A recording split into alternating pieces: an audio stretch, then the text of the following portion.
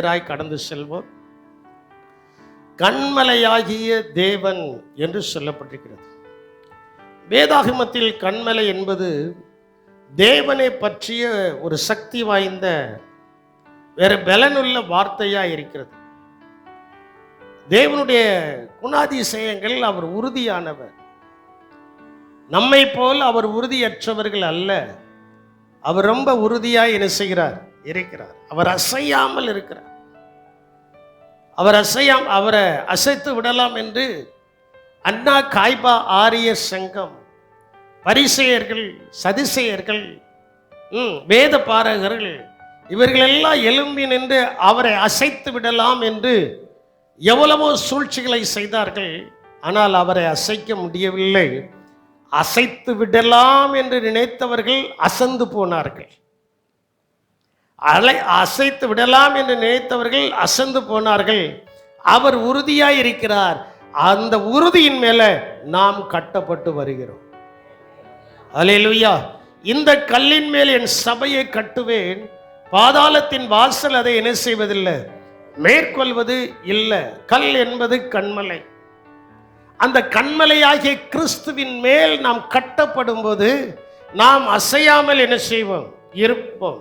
அந்த கன்மலையை குறித்து ஒரு 7 காரியங்கள் வேதாகமத்தில் சொல்லப்பட்டிருக்கிறது. ஒன்று, அதற்கு அஸ்திபாரமாய் ஒரு வசனத்தை கூட வாசியுங்கள்.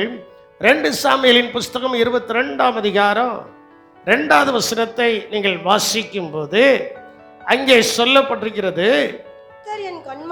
கர்த்தர் என் கன்மலையும் என் கோட்டையும் என் இரட்சகருமானவர். கர்த்தர் என் கன்மலை. கன்மலை என்றால் யாரு? சொல்லுங்க. கன்மலை என்றால் யாரு? எல்லாரும் சொல்லுங்க. சொல்ல மாட்டேங்களா? என்னாச்சு? கன்மலை என்றால் யாரு? கர்த்தர். கர்த்தர் என் கன்மலையும். இயேசு நம்முடைய கன்மலையா இருக்கிறார். இயேசுவை நான் சொன்னேன், இயேசுவை அசைக்கலாம் என்று நினைத்து ஒரு கூட்டம் அவரை சூழ்ந்து போனது. அவரை கல்லெறியலாம், அவரை கொலை செய்து விடலாம், அவரை உப்பரிக்கையின் மேலே கொண்டு போய் நின்று தள்ளிவிடலாம் என்று ஒரு கூட்டம் போனது. ஆனால் எல்லா கூட்டத்திற்கு முன்பு அவர் கன்மலையாய் இருக்கிறபடியினால அவரை தொட முடியாதபடிக்கு அவரே அவருக்கு பாதுகாப்பாய் இருந்தார். அல்லேலூயா. அவரே அவருக்கு பாதுகாப்பு. நமக்கு பாதுகாப்பு இயேசு. இயேசுக்கு பாதுகாப்பு தேவையில்லை. அவரே பாதுகாப்பானவர். அல்லேலூயா. அவரே பாதுகாப்பானவர். அவரே என்ன செய்தவர்? பாதுகாப்பானவர். அந்த பாதுகாப்பானவர் நம்மோடு கூட என்ன செய்கிறார்? அப்போ கன்மலை என்பது உறுதி. நாடியில கை வைக்காதீங்க, தூங்கி கீழே விழுந்துருவீங்க. கர்த்தருடைய பரிசுத்த நாமம் மகிமைப்படுவதாக. அப்போ நன்றாய் நீங்கள் கவனிக்கணும். அவர் உறுதியான கர்த்தர் என் கன்மலை. யார் நம்முடைய கன்மலை? 2 கரங்களை உயர்த்தி சொல்லுங்க பார்ப்போம். கர்த்தர் என் கன்மலை. கர்த்தர் என் கன்மலை. இயேசு என் கன்மலை. இயேசுவே என் கன்மலை. விசுவாசிக்கிறவங்க தலைக்கு மேலாக கரங்களை கொட்டி கர்த்தரை மகிமைப்படுத்துங்கள். அப்போ அந்த கன்மலையாகிய கர்த்தர் மேலே நாம் இசைவாய் இணைக்கப்பட்டு கட்டப்பட்டு வருகிறோம். அதனால நாம் முதலாவது எடுக்கிற பாயிண்ட் என்னவென்றால், அந்த கன்மலை என்பது அஸ்திபாரமான கன்மலை. என்ன கன்மலை? அவர் மேலே எவ்வளோதான் வெயிட் ஏறினாலும் அவர் என்ன செய்யலை. நீங்கள் லிஃப்டில் ஏறி போகும்போது அதில் போட்டிருப்பான் 9% or 10. அதுக்கு மேலே போச்சுன்னா லிஃப்ட் இடையில போய் என்ன செஞ்சிடும்? நின்று அது மேலே என்ன செய்யாது?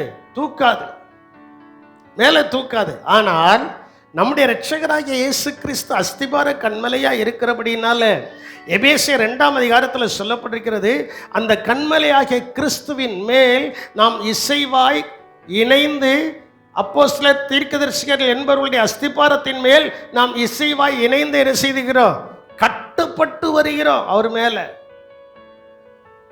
அந்த வசனத்தில் சொல்லப்பட்டிருக்கிறது, அதற்கு மூளைக்கல் யாரு? இயேசுவே என்று என்ன செய்யப்பட்டிருக்கிறது, சொல்லப்பட்டிருக்கிறது. கிறிஸ்துவே என்று சொல்லப்பட்டிருக்கிறது.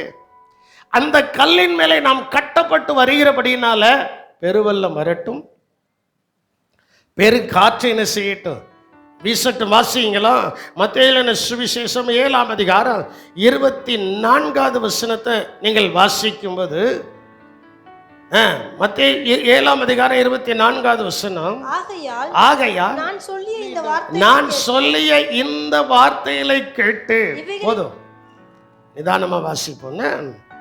ஆகையால் நான் சொல்லிய இந்த வார்த்தைகளை கேட்டு, இந்த வார்த்தைகள் தேவனுடைய வார்த்தைகள், தேவனுடைய வார்த்தைகளை கேட்டு இவைகளின்படி செய்கிறவன் எவனோ. கேட்டா மட்டும் போதாது.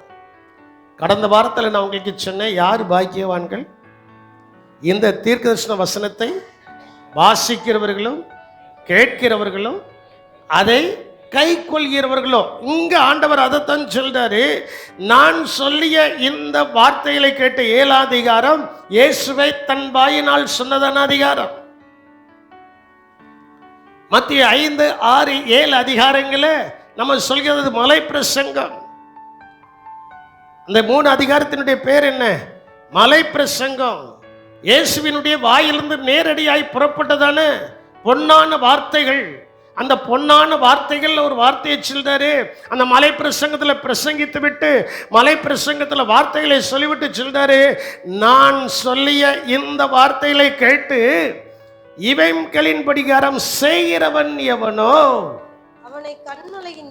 அவனை கண்மலையின் மேல் தன் வீட்டை கட்டின புத்தியுள்ள மனுஷனுக்கு ஒப்பிடுவே. அப்போ பாருங்க, அந்த கண்மலை யாரு? கிறிஸ்து. அதன் மேல நம்ம கட்டப்படணும்னா அவர் சொல்லியதின் படிகாரம் என்ன செய்யணும்? செய்யணும். அதுக்கு கீழே சொல்லப்பட்டிருக்கிறது, அந்த வீட்டின் மேல பெருமலை பொழிந்து, பெருவெள்ளம் வந்து, பெருமலையும் பொழிது, பெருமலை சொரிந்து, பெருமலையை என்ன செய்து. இப்போ உங்களுக்கு புரியாது. நோவா காலத்துல மேல இருந்து மலை என்ன செஞ்சிச்சு? பெருமலை என்ன செய்தது? பொழிந்தது. கீழே இருந்து என்ன செய்தது? வசனத்தை வாசியமா, பெருமலை பொழிந்து பெருவெள்ளம் வந்து, பெருவெள்ளம். நோவாவின் காலத்தில் என்னது வந்துச்சு? வேலையை கிளப்பக்கூடிய அளவுக்கு பெருவெள்ளம் என்ன செய்துச்சு? வந்துச்சு. ஆனா நோவா மட்டும் அசைக்கப்படலை. சொல்லுங்களா, நோவா மட்டும் என்ன செய்யல? அசைக்கப்படலை. அவன் மட்டும் ஏன் அசைக்கப்படலை? அவன் தேவன் சொன்ன வார்த்தையை கேட்டு அதன்படி யாரும் செய்தான். எப்பா, கொப்பேர் மரத்துல இவ்வளவு நீளத்துல இவ்வளவு அகலத்துல நீ ஒரு கப்பலை செய்யி. வேதாகமத்தின் படிகாரம் இந்த உலகத்துல முதல் இன்ஜினியர் யாருன்னா நோவா தான். முதல் இன்ஜினியர் யாரு? நோவா தான். முதல் இன்ஜினியருக்கு பேராசிரியர் யாரு? யெகோவா தேவன். யாருதான்? யெகோவா தேவன். யெகோவா தேவன் மேல இருந்து சொல்றாரு, கொப்பேர் மரத்தை எடு. கொப்பேர் மரத்துல நீ 3 தட்டு. கப்பல்ல எத்தனை தட்டு இருக்கான்? இப்பவும் கப்பல்ல 3 தட்டு தான் இருக்கும்னு நினைக்கிறேன், தெரியல. ஏன்னா கப்பல் யாத்திரை பண்ண யாருங்க இல்லைல்ல. நானும் ஒருக்க கப்பல் யாத்திரை பண்ணுண்டு அந்தமானுக்கு போகணும்னு நினைக்கதான் செஞ்சேன். ஆனால் அதற்குரிய அழைப்பு சரியா என்ன செய்யல, வரல. ஏன் அந்தமானுக்கு போகணும்னு நினைச்சேன்னா, பாஸ்டர் அம்மாவுடைய அக்கா அங்கே இருக்காப்புல. போனா நம்மளை ரிசீவ் பண்ணதுக்கு ஆள் அங்கே என்ன செய்யுது இருக்கு. அதனால இந்த தட்டுகளை பார்க்கலான்னு ஒரு ஆசை, ஒரு அற்ப ஆசை. அதை கர்த்தர் என்ன செய்யல, வாய்க்க பண்ணல. அப்போ 3 தட்டுகளை உருவாக்கு. 3 தட்டு எப்படி இருக்கணும்? என்ன அந்த எந்தெந்த அறைகள் எப்படி இருக்கணும்? எந்தெந்த யானையை கொண்டு போய் நிப்பாட்டுவதற்கும் அந்த கப்பலில் என்னது இருக்கணும்? இடம் இருக்குன்ட்டு இல்லை, பலன் இருக்கணும். அந்த மரங்கள் அதை என்ன செய்யணும்? தாங்கணும். அந்த கப்பல் அதை என்ன செய்யணும்? தாங்கி பெருமலை பொழியுது, மேல இருந்தும் கீழே அமுக்குது, கீழே இருந்தும் மேலே என்ன செய்யுது, ரெண்டும் சேர்ந்து இப்படி அமுக்கிச்சுன்னா என்ன ஆகும்? சொல்லுங்களேன். ரெண்டும் சேர்ந்து இப்படி அமுக்கிச்சுன்னா என்ன ஆகும்? நடுவில் இருக்கிறது கஞ்சா என்ன செஞ்சிடும்? போயிடும். கஞ்சியாய் போகாதபடிக்கு அந்த நோவா தேவனுடைய வார்த்தையை கேட்டு செய்ததுனால அந்த கப்பலை சேதப்படுத்தாதபடி கர்த்தர் பாதுகாத்தார். அல்லேலூயா. அதனால தான் நான் உங்களுக்கு சொல்றேன், நீங்கள் தேவன் சொன்ன வார்த்தைகளை கேட்டு அதன்படிகாரம் செய்யும்போது கன்மலையின் மேல் கட்டின ஒரு புத்தியுள்ள மனுஷனாக, ஒரு புத்தியுள்ள மனுஷியாக நீங்கள் என்ன செய்கிறீர்கள்? இருக்கிறீர்கள். பெருமலை சொல்லி பொழிது, பெரு வெள்ளம் வருது, காற்று அடிக்கி. இப்ப என்ன செய்யுது? போன வாரத்துல ஒரு நாள் காத்து அடிச்சிச்சு பாருங்க, விளாத்தி குளத்துல காத்து அடிச்சிச்சு பாருங்க. பொன்ராஜ் தான் வந்தான், என்கிட்ட சொன்னான், மாமா எங்க வீட்டு பக்கத்துல போர்டு நட்டுருந்தாங்களா, அந்த போர்டை தூக்கி கொண்டு போய் எங்கேயோ போட்டுட்டுனா, விளாத்தி குளத்துல 2 பனைமரங்கள் விழுந்து, ஆனா எந்த சேதமும் யாருக்கும் வராதபடி கர்த்தர் பாதுகாத்தார். அல்லேலூயா. உயிர் சேதங்கள் வராதபடி கர்த்தர் என்ன செய்தார்? எல்லாம் கீழே விழுந்துச்சு, நொறுங்கிச்சு, எல்லாம் செய்துச்சு. ஆனா இந்த தண்ணீரின் மேல் மிதக்கிற அந்த கப்பல் சேதப்படவில்லை. வாசிமா, பெருமலை பொறிந்து பெருவெள்ளம் வந்து காற்று அடித்து அந்த வீட்டின் மேல் மோதியும், அந்த காற்று இப்ப எங்க போய் மோதுது? இந்த கல்லின் மேல் மோதுகிறவன். ஆமா, நான் சொல்ல விரும்பல, வேதவசனம் அப்படித்தான் சொல்லுது. அந்த கண்மலையாகிய கல்லின் மேல் மோதுகிறவன். அது நீங்களே முடிச்சுக்கிடுங்க. ஏன் நான் சொல்றேன் அப்படின்னா, அந்த கிறிஸ்துவாகிய கண்மலையின் மேல் நாம் கட்டப்படும் போது, நாம் யாராயிருந்தாலும், எப்பேற்பட்ட நபராயிருந்தாலும், ஒருவேளை உலகத்தின் கண்களுக்கு முன்பு ஒரே ஒரு காரியம் தெரியும், இவர்களா, இவன் செய்யாத அட்டுழியமே கிடையாது, இவன் செய்யாத பாவமே கிடையாது, இவன் செய்யாத அக்கிரமமே கிடையாது, இவன் செய்யாத மீறுதலே கிடையாது, இதைத்தான் வர்ணிப்பாங்க. ஆனா அந்த மனுஷன் ரட்சிக்கப்பட்டு அந்த கண்மலை ஆகிய கர்த்தர் மேல கட்டப்படும் போது, என்ன காற்று வந்து மோதி அடித்தாலும் அவன் நிற்கிற இடத்துல நிலையா நின்று கர்த்தரை ஆராதிப்பான். நிலையாய் நின்று கர்த்தரை என்ன செய்வான்? ஆராதிப்பான். சரி, பெருமலை வருது, பெரும் வெள்ளம் வருது, காற்று அடிக்கிறது, வீட்டின் மேல் மோதியும், அந்த வீட்டின் மேல் மோதியும் அது விழவில்லை, அது விழவில்லை. ஏனென்றால் அது கன்மலையின் மேல், அது கன்மலையின் மேல் அஸ்திபாரம் போடப்பட்டு இருக்கிறது. அது கன்மலையின் மேல் என்ன செஞ்சிருக்கு? அப்போ உங்க அஸ்திபாரம், என் அஸ்திபாரம் யார் மேல இருக்கு? எல்லாரும் சொல்லுங்களா, உங்க அஸ்திபாரம் என் அஸ்திபாரம் யார் மேல இருக்கு? கண்மலையாகி அஸ்திபாரத்தின் மேல நம்முடைய அஸ்திபாரம் கட்டப்பட்டுச்சுன்னா, நாம் கீழ் நோக்கி போகிறவர்கள் இல்லை, மேல் நோக்கி வளருகிறவர்கள். நாம் கீழாக மாட்டோம், மேலாகும். நாம் கடன் வாங்க மாட்டோம், கடன் கொடுப்போம். நாம் வாளாக மாட்டோம், தலையாக என்ன செய்வோம்? உயர்த்தப்படும். அதற்குத்தான் இந்த கண்மலையாகிய கிறிஸ்து சொல்கிற வார்த்தைகளை கேட்டு அவைகளின் படிகாரம் செய்கிற மனுஷன், அவைகளின் படிகாரம் செய்கிற மனுஷன், அவைகளின் படிகாரம் செய்கிற மனுஷன் புத்தியுள்ளவன். அந்த புத்தியுள்ளவன் கண்மலையின் மேல் என்ன செய்தான்? தன் வீடை கட்டுகிறான். இரண்டாவது சொல்லப்பட்டிருக்கிறது புகலிடமாகிய கண்மலை. ராக் ஆஸ் எ ரெஃப்யூஜ், ஒரு புகலிடமான ஒரு கண்மலை. நமக்கு ஆண்டவர் ஒரு புகலிடத்தை வச்சிருக்கிறார். புகலிடம் என்று நாம் சொல்லும்போது, ஆபத்து, பயம், எதிரிகளுடைய தாக்குதல்கள் வரும்போது அந்த உயர்ந்த அடைக்கலமாய் கிறிஸ்து நம்மோடு கூட இருந்து கண்மலையின் வெடிப்பில் மறைத்து வைத்து நம்முடைய பிரசன்னத்தில் நம்மை தஞ்சமடைய செய்கிறார். அவருடைய பிரசன்னத்தில் நம்ம என்ன செய்கிறார்? தஞ்சமடைய செய்கிறார். வாசியுங்கள், சங்கீதம் 18ஆம் சங்கீதம் 2வது வசனத்தை நீங்க வாசிக்கும் போது, கர்த்தர் என் கண்மலையும் என் கோட்டையும் என் ரட்சகரும் என் தேவனும் நான் நம்பி இருக்கிற என் துருகமும் என் கேடகமும் என் இரட்சணிய கொம்பும் என் உயர்ந்த அடைக்கலமுமாயிருக்கிறார். என் கண்மலையாகிய கர்த்தர் எப்படிப்பட்டவர்? உயர்ந்த அந்த கண்மலையின் வெடிப்பில் வைத்து, நான் இவ்விதமாய் எழுதியிருக்கிறேன், ஆபத்து, பயம் மற்றும் எதிரிகளின் தாக்குதலில் இருந்து நம்மை பாதுகாக்கும் உயர்ந்த அடைக்கலமாய் கர்த்தர் இருக்கிறார். கண்மலையின் வெடிப்பில் மறைவது போல நாம் அவருடைய பிரசனத்தில் என்ன செய்திருக்கிறோம்? மறைந்திருக்கிறோம். புகலிடமானவர், புகலிடமாக்கிய கண்மலை. எவ்வளவு ஆபத்துக்கள் வரட்டும், எவ்வளவு விபத்துக்கள் வரட்டும், எவ்வளவு நாசமோசங்கள் வரட்டும், இன்னைக்கு நாம் நிமிர்ந்து நிற்கிறோம் என்று சொன்னால் அது கர்த்தருடைய கிருபை. சொல்ல மாட்டேங்கீங்களா? அது யாருடைய கிருபை? கர்த்தருடைய. அவர் நம்ம பாடுத உன்னதமானவரின் உயர் மறைவில் இருக்கிறவர், சர்வ வல்லவரின் நிழலில் தங்குவார், இது பரமசிலாக்கியமே.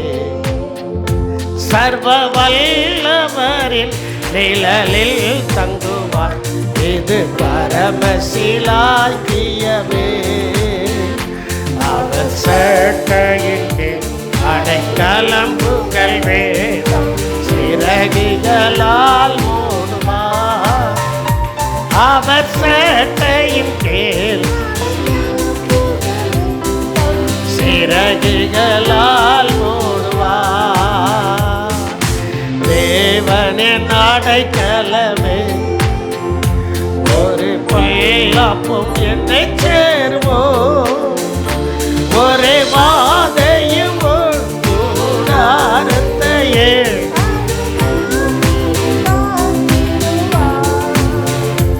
ஒரே வாதையும் கூடாரத்தையே அணைகாமலை காத்திடுவார்.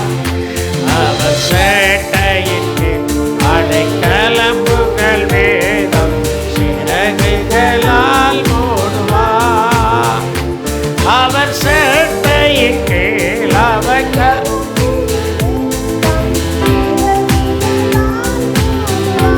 அப்ப நல்லா பாருங்க, நமக்கு உயர்ந்த அடைக்கலமானவன், அந்த உன்னதமானவன். நம்ம சொல்லுதோம், நம்ம பாடுதோ, அடிக்கடி நாம் பாடக்கூடியதான பாடல். அந்த உன்னதமானவன் நமக்கு புகலிடமா இருக்கிறார். நமக்கு என்ன இடம்? அடைக்கலத்தை கொடுக்கிறார், பாதுகாப்பை என்ன செய்கிறார்? கொடுக்கிறார். மூன்றாவது, அந்த கண்மலை என்பது ரட்சிப்பின் கண்மலை.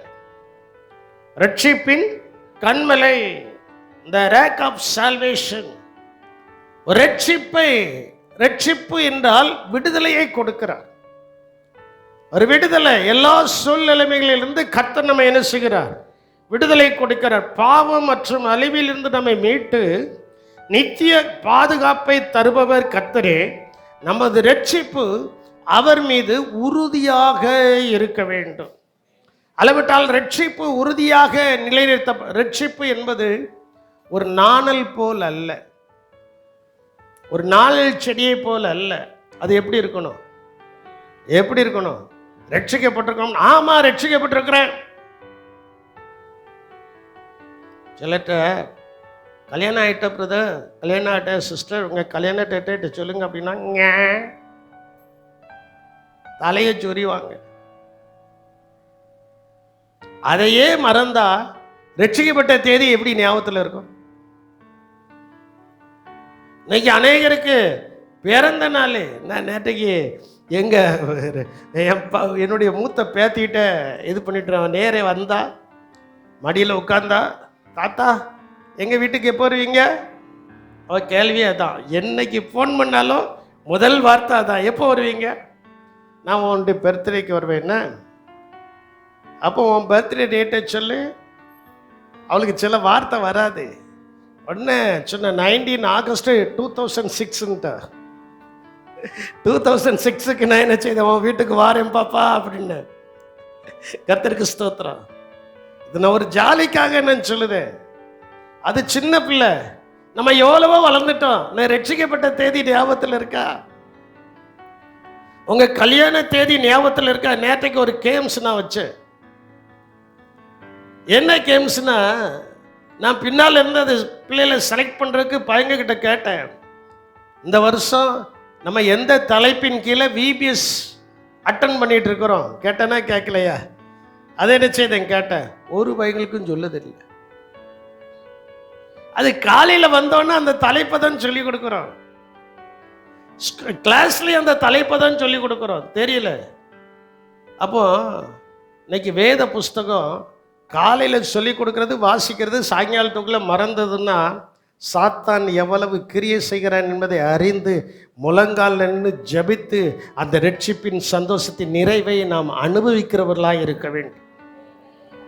வேதத்தில் சொல்லப்பட்டிருக்க ரட்சிக்கப்பட்டவர்கள் தான் தேவனுடைய ராஜ்யத்திற்குள் என்ன செய்ய முடியும், பிரவேசிக்க முடியும். அதனால் அவர் ரட்சிப்பின் கண்மலை.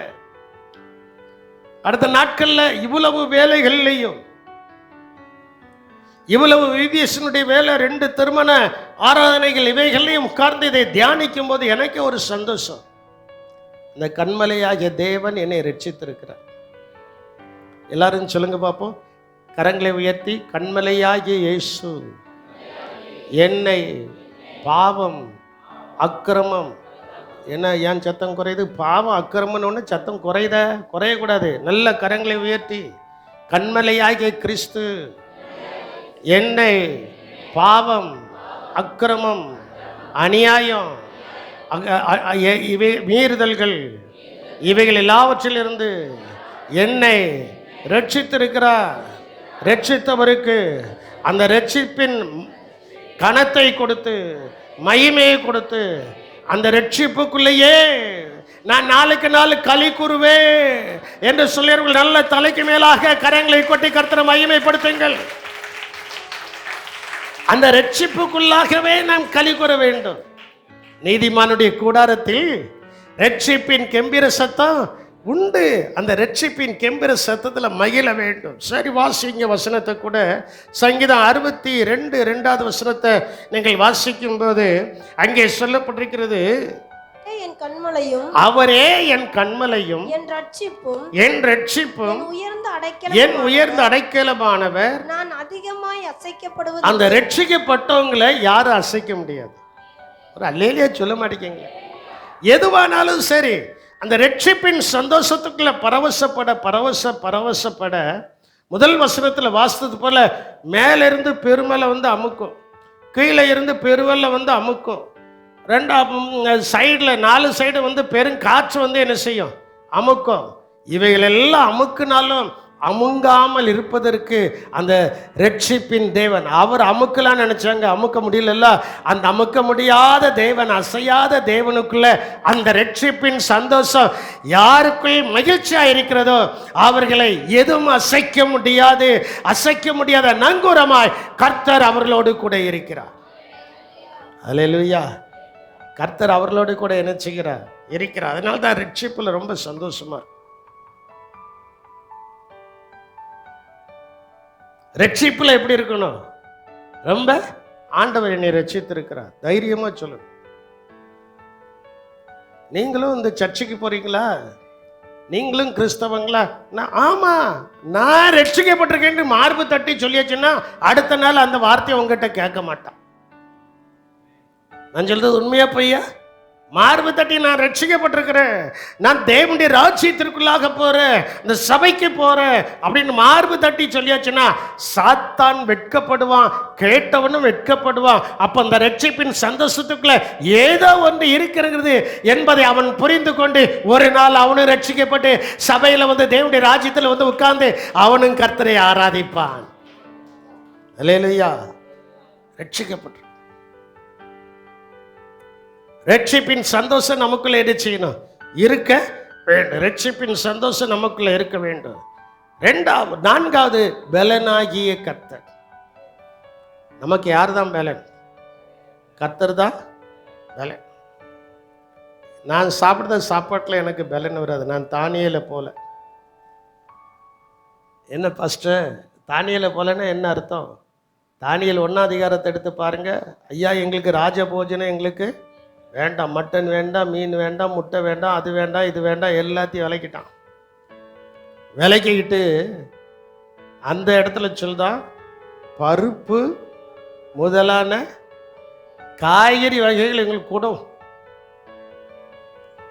ராஜா போஜனத்தில் சாப்பிட்டு கொளுத்து போய் இருக்கிறவங்களையும் பாரு, எங்களையும் என்ன செய்யும் பாரு. யார் முகத்தில் பிரகாசம் இருக்குங்கிறத என்ன செஞ்சுக்கலாம், புரிஞ்சுக்கிடலாம். அப்படின்னு அந்த அந்த ராஜாவுக்கு ஸ்தோத்திரம், அந்த ராஜாவுக்கு உறுதுணையா இருந்ததானே, அந்த ராஜாவுக்கு உறுதுணையா இருந்ததானே அந்த அதிகாரி, ராஜா எங்களை அடிச்சு விடுவாரு, நான் வேலையிலேருந்து டிஸ்மிஸ் ஆகிடுவேன். ஏன்னா அவங்கள பார்க்கும்போதும் உங்களை பார்க்கும்போதும் என்னது வந்துடும், சொல்ல மாட்டேங்கல, என்னது வந்துடும், வித்தியாசம் வந்துடும். அதனால ராஜா என்ன செஞ்சிருவாரு, டிஸ்மிஸ் பண்ணிடுவாரு. அப்படின்ட்டு சொல்லும்போது, நீர் சோதித்து பாரோ, உங்களை டிஸ்மிஸ் பண்ண மாட்டாரு, எங்களை சோதித்து பாரு. எத்தனை நாள் 10 நாள் சோதித்து பாருன்னா 10 நாளும் வெறும் பருப்பும் வெறும் காய்கறியும் கொடுத்தான். திராட்சை ரசத்தை நீக்கிட்டான், மட்டனை நீக்கிட்டான், முட்டையை நீக்கிக்கிட்டான், மீனை நீக்கிக்கிட்டான். நம்ம ஆளுகளுக்கு முட்டையும் மீனினாலே தான் நாக்கு என்ன செய்யும், அன்னைக்கு தான் சாப்பாடு டேஸ்டாக இருந்துச்சுமாங்க. எல்லாத்தையும் நீக்கிக்கிட்டு வெறும் இதை சாப்பிட்டான். 10 நாள் கழிச்சு வந்து பார்த்தா அவன் முகத்தில் என்னது இருக்கு, சொல்ல மாட்டீங்களே நீங்க, அவன் முகத்தில் என்னது இருக்கு, பிரகாசம் இருக்கு. அவன் முகத்தில் கர்த்தருடைய ஞானம் என்ன செய்து இருக்கு, அவன் முகத்தில் கர்த்தருடைய அபிஷேகம் என்ன செய்து இருக்கு. இதெல்லாம் பார்த்தோம்ல, சரிப்பா இனி நீங்க என்ன வேணாலும் சாப்பிட்டுக்கிடுங்க அப்படின்ட்டு அவன் போயிட்டான். நான் உங்களுக்கு சொல்றேன், மறுபடியும் சொல்றேன், நீங்க புசிக்கிற ஆகாரத்தில் உங்களுக்கு வருகிற பலனை காட்டிலையும் ஒவ்வொரு நாளும் அந்நிய பாஷைகளை பேசி ஆவியில நிரம்பி ஜெபிக்கிற ஜெபத்துல தான் உங்களுக்கு 100% பலன் இருக்கு. ஒத்துக்கொள்கிறவர்கள் நல்ல கரங்களை கொட்டி ஒரு நிமிடம் அந்நிய பாஷைகளை பேசி கர்த்தரை மகிமைப்படுத்துங்கள். பார்ப்போம். தேவனை மகிமைப்படுத்துங்கள். பரிசுத்த ஆவி உங்களிடத்தில் வரும்போது நீங்கள் பலனடைந்து, பரிசுத்த ஆவி உங்களிடத்தில் வரும்போது நீங்க நினைச்சுவீங்க, பலனடைகிறீர்கள். பலனாகிய கண்மலை. நம்முடைய ரட்சகர் பலவீனமானவர் அல்ல. அதனாலதான் எலியா காலத்துல, வா என் தேவன் பலனானவர் என்பதை நிரூபிக்கிறேன், வா 850 பாகால் தீர்க்கதரிசிகளை கூப்பிட்டு விட்டுட்டு ஒரே வார்த்தை போட்டான், 2 நினைவுகளால் எம்மட்டும். இன்னைக்கு நம்ம ஆட்கள் 2 நினைவுகளால் குந்தி நடக்கிற ஆட்கள் நிறைய நினைச்சுதாங்க இருக்கிறாங்க. அவன் சொல்றான், கர்த்தர் தெய்வமானால் கர்த்தரை ஆராதியுங்கள், பாகால் தெய்வமானால் பாகாலை என்ன செய்யுங்க, ஆராதிங்கள்னு சொல்லிட்டு ராஜாவுக்கு முன்னால அப்படியே அமைதியா நின்றுட்டு அவன் சொல்றான், நீங்க அதிகமானவர்கள், முதலாவது நீங்க ஒரு காளையை தேர்ந்தெடுக்க வேண்டும், அது சந்தா என்ன செய்யணும், வெட்டப்பட வேண்டும், அக்கினி போடாமல், தீ போடாமல், தீ எரிக்காமல் அந்த மாம்சிகத்தை, அந்த பலியை உங்கள் தெய்வம் என்ன செய்ய வேண்டும், அங்கீகரிக்க வேண்டும், அல்லவிட்டால் அதை என்ன செய்ய வேண்டும், பட்சிக்க வேண்டும். காலையிலே ரெடி ஆயாச்சு, ரெடி ஆகி வந்து நின்று மத்தியானம் மட்டும் என்னென்ன சத்தம் சொல்ல இது பண்ண முடியுமோ அவ்வளோ சத்தமாக கூப்பிட்டு பார்த்தாச்சு. இன்னும் சொல்ல போட்டிருக்கிறது, வழக்கம் போல தங்களுடைய சரீரத்தில் ரத்தம் வரக்கூடிய அளவுக்கு என்ன செய்தாச்சு, கீரியாச்சு. இந்த குடிகாரன் நின்னது போல எல்லாம் என்ன செய்யுது, நிற்கு. நம்ம எலியா வந்தாரு, இன்னும் கொஞ்சம் சத்தமாக கூடுப்பா, அவனுக்கு காது கேட்காது, இன்னும் கொஞ்சம் சத்தமாக என்ன செய்ய கூப்பிடு, காது கேட்காது, இன்னும் கொஞ்சம் சத்தமாக கூடு. அவன் தூங்கிட்டு இருந்தாலும் தூங்குவான். 18 அதிகாரத்தில் நான் சொல்றதெல்லாம் இருக்கு. அவன் தூங்கிட்டு என்ன செய்வான், இருப்பான். இன்னும் கொஞ்சம் சத்தமா கூப்பிடு. அவன் ஒரு வேளை பிரயாணத்தில் என்ன செய்வான், இருப்பான்.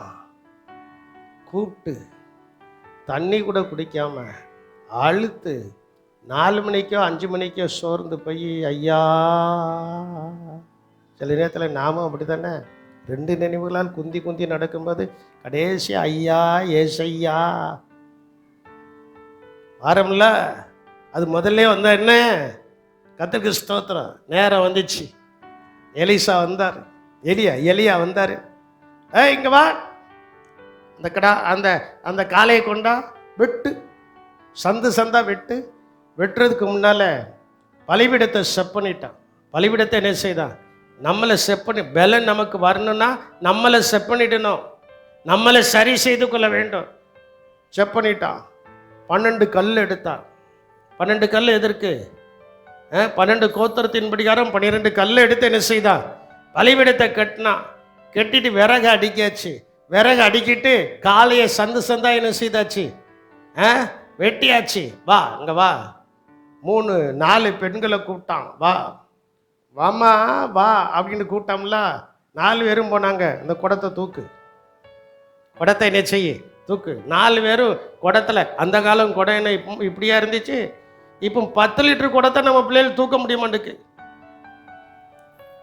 10 லிட்டர் குடத்தை என்ன செய்ய மாட்டேக்கு? தூக்க முடிய மாட்டேக்கு. ரெபேக்கால நினைச்சு பாருங்க. அவ்வளவு ஒட்டகத்திற்கும் தண்ணி என்ன செய்தாலாம்? துறவுல கிணத்துல இறங்கி என்ன செய்தாலாம்? அவ்வளவு ஒட்டகத்துக்கும் தண்ணி எடுத்து ஊத்துனா. ஒரு ஒட்டகம் குறைஞ்சது ஒரு 10-20 குடம் குடிச்சாலும் அதுல எத்தனை ஒட்டகம் இருந்துச்சா? 40க்கும் மேற்பட்ட ஒட்டகங்கள் என்ன செஞ்சிருக்கு? பேருக்கு அவ்வளோத்துக்கும் தண்ணி எடுத்து ஊர்த்து தான் ஒரு பொம்பளை, ஒரே ஒரு ஆளு. இப்போ நம்ம பிள்ளைகளை கூப்பிட்டு 4 குடம் தண்ணி எடுத்துட்டு வரச்சுன்னா அந்த குடத்தை வச்சு நம்ம மண்டையை உடைச்சிருவாங்க. அவ்வளோதான் பலன் இருக்கு. அதுக்காக நான் குற்றமா சொல்லலை. பலன் அவ்வளோதான் என்ன செய்யுது இருக்கு. ஏன்னா இங்க சாப்பிட மாட்டாங்க. நான் இந்த காய்கறி சாப்பிட மாட்டேன், இதை சாப்பிட மாட்டேன், அதை சாப்பிட மாட்டேன். ஒதுக்கி ஒதுக்கி நீயும் ஒதுங்கிக்கிட்டே போற.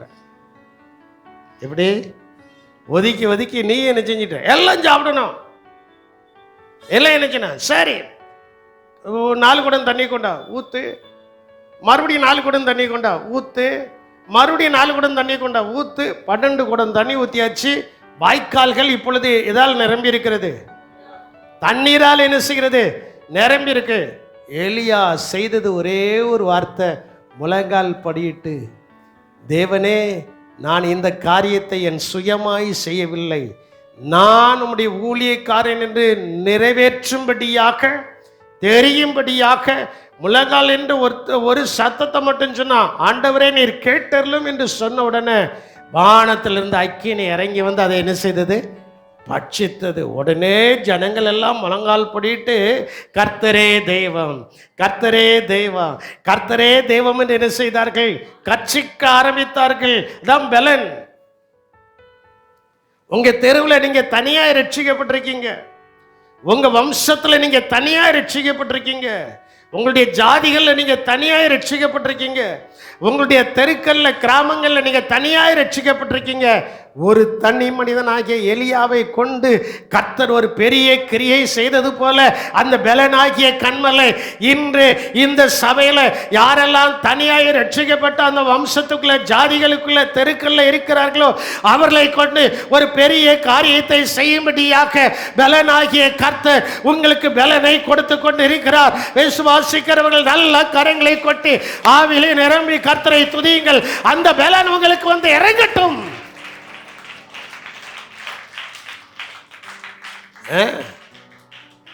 அவரு பெரிய ஆளு, அவரு மதத்தில் கூடுனாலு, இவர் மதத்தில் கூடுனாலு, ஆகாப்பா காட்டிலுமே கூடுனாலு. ஆகாப்பா எலியாட்ட சொல்றேன், என் பகைஞனே நீ என்னை கண்டுபிடித்தாயா அப்படிங்கிறான். யாரு? தேவனுடைய மனுஷனை பார்த்து. இன்னைக்கு அநேக ஜனங்கள் சொல்கிறதான வார்த்தை, ஊழியக்காரனை பார்த்து, விசுவாசிகளை பார்த்து, என் பகைஞனே நீ என்னை ஆமா உன்னை கண்டுபிடிக்கிறதா என் வேலை. அதுக்காக தான் கர்த்தர் என்ன செஞ்சிருக்காரு? வைத்திருக்கிறாரு. 1 ராஜாக்கள் 18ஆம் அதிகாரத்தை வீட்டில் போய் வாசித்து பாருங்க. நான் சொந்த சம்பவங்கள்லாம் அங்கே இருக்கும். பலனாகிய கண்மலை எவன் கண்ணுக்கு முன்பதாகவும் எவள் கண்ணுக்கு முன்பதாகவும் நம்மை வெட்கப்படுத்த மாட்டார். நம்மை என்ன செய்ய மாட்டார்? வெட்கப்படுத்தவே மாட்டார். வெட்கம் அவர்களுக்கு சொந்தம், பிரகாசம் உங்களுக்கு எனக்கும் சொந்தம். விசுவாசிக்கிறவர்கள் கரங்களை கொண்டு கர்த்தரை மகிமைப்படுத்துங்கள். பார், அதான் சொல்லப்பட்டிருக்கிறது. ஒரு வழியாய் உனக்கு விரோதமாய் புறப்பட்டு வருகிறவன் 7 வழியாய் என்ன செய்வான்? ஓடி போவான். காரணம் என்னன்னா, நம்மளை வெட்கப்படுத்தணும்னு வருவான். அவன் வெட்கப்பட்டு போவான். நம்ம கர்த்தருடைய நாமத்தை மட்டும் மகிமைப்படுத்துவோம். இந்த ஏழை கர்த்தரை நோக்கி கூப்பிட்டான். கர்த்தர் அவன் சத்தத்தை கேட்டு அவனுடைய இடுக்கண்கள் எல்லாவற்றிற்கும் அவனை நீங்களாக்கி ரட்சித்தார். அந்த ரட்சிப்பின் தேவனாகிய கர்த்தர் இந்த சபையில, அந்த பலனாகிய கர்த்தர் இந்த சபையில அவர் அசைவாடி கொண்டிருக்கிறார். அல்லேலூயா. அதான் சொல்லப்பட்டிருக்கிறது. வசனத்தை சொல்றேன். 73ஆம் சங்கீதம் 26வது வசனத்தை நீங்கள் வாசிக்கும் போது அங்க சொல்லப்பட்டிருக்கிறது, என் மாம்சமும் என் இருதயமும் மாண்டு போகிறது, என் மாம்சமும் என் இருதயமும் மாண்டு போகிறது, உயிர்ந்து போகிறது, செத்து போகிறது. என் இருதயம் என்ன செய்கிறது? என் மாம்சமும் என்ன செய்கிறது? செத்து போகிறது, மாய்ந்து போகிறது. தேவன் என்றென்றைக்கும் என் இருதயத்தின் கண்மலையும் என் பங்குமாய் இருக்கிறார். அல்லேலியா சொல்ல மாட்டீங்களா? இந்த வசனத்துக்கு 2 கரங்களையும் உயர்த்திலாம் அல்லேலியா சொல்லணும். என் தேவனாகிய கர்த்தர் என்றென்றைக்கும் என் இருதயத்தின் கண்மலையும் என் பங்குமாய் இருக்கிறார். எனக்கு யாரு பங்கு கொடுக்கிறவர்? எனக்கு யாரு சொல்ல மாட்டேங்க. எனக்கு யாரு பங்கு கொடுக்கிறவர்? பங்கு கொடுக்கிறவர்னா ஆசீர்வதிக்கிறவர். இருந்தது கொஞ்சம். ஆதியாகமம் 31:30 நினைக்கிறேன், அல்லாட்டா 30-31 இருக்கும்னு நினைக்கிறேன்.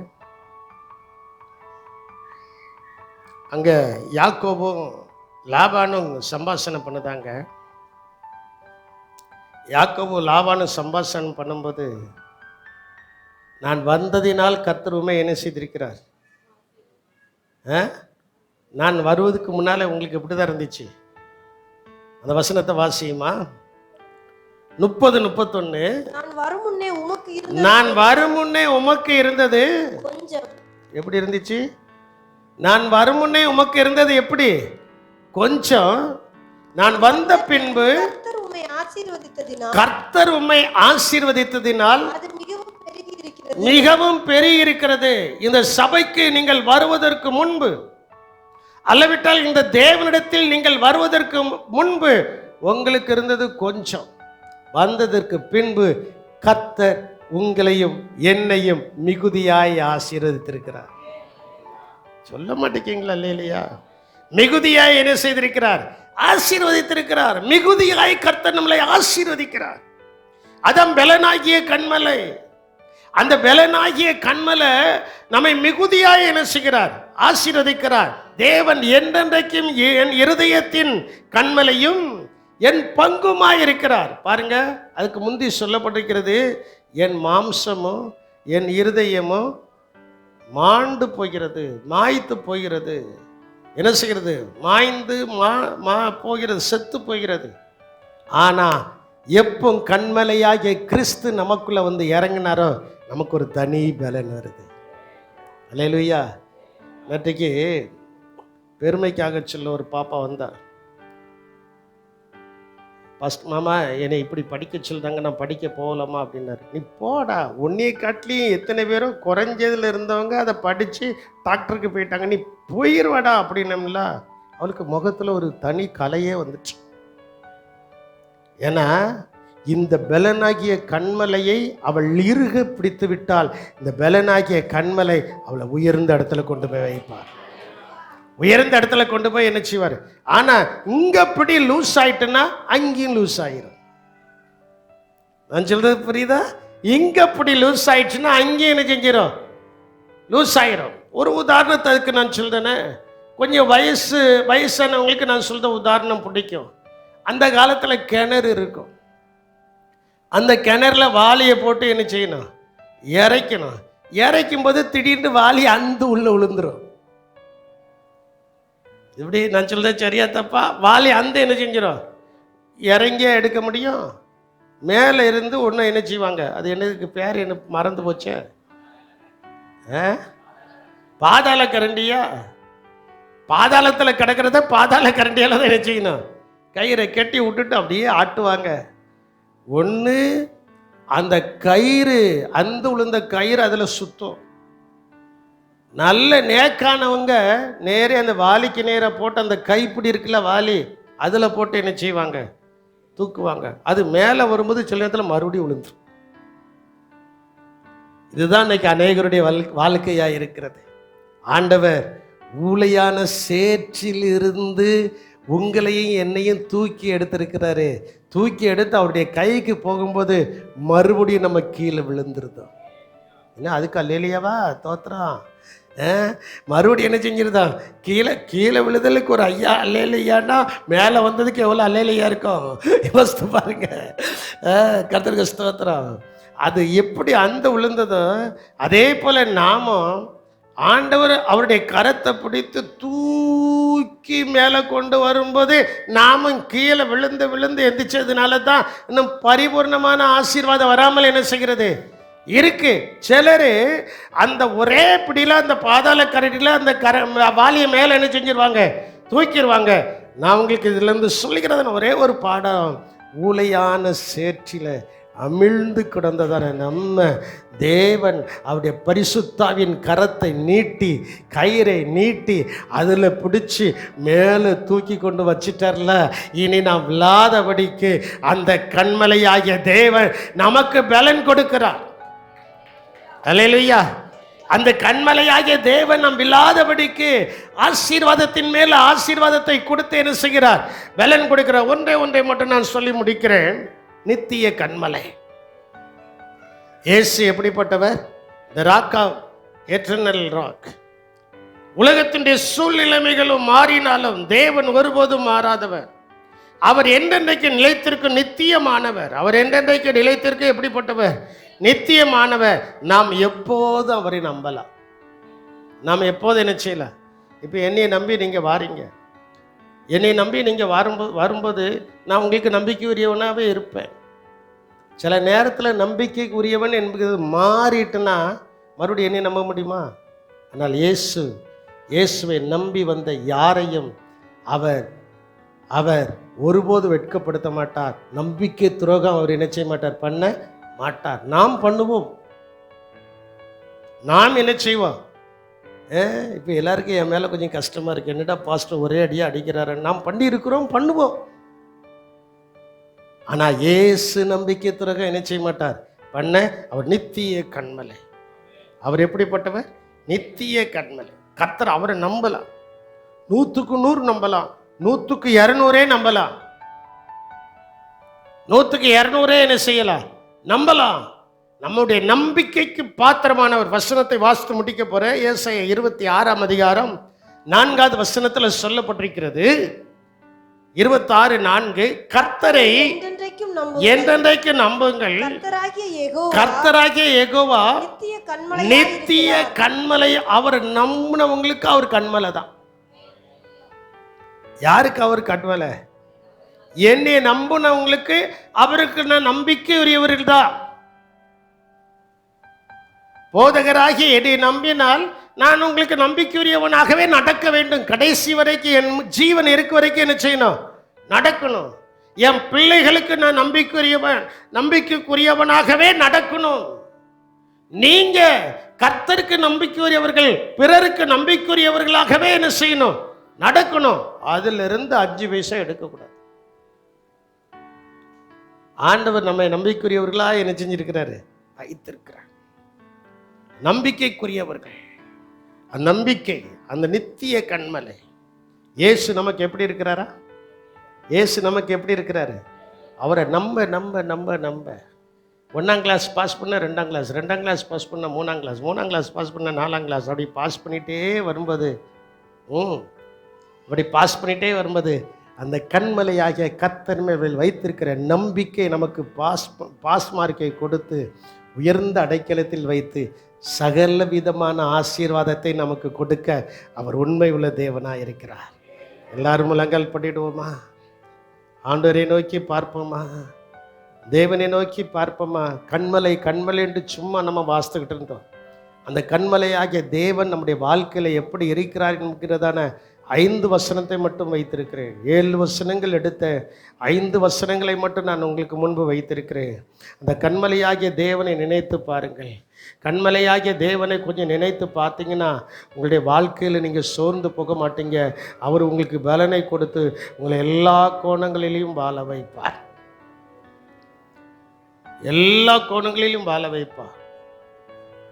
கரங்களை உயர்த்தி நீங்கள் சொல்லக்கூடிய வார்த்தை, என் கண்மலை ஆகிய கர்த்தரை நம்புவேன், அவரே என்றென்றைக்கும் நித்திய கண்மலையாயிருக்கிறார்.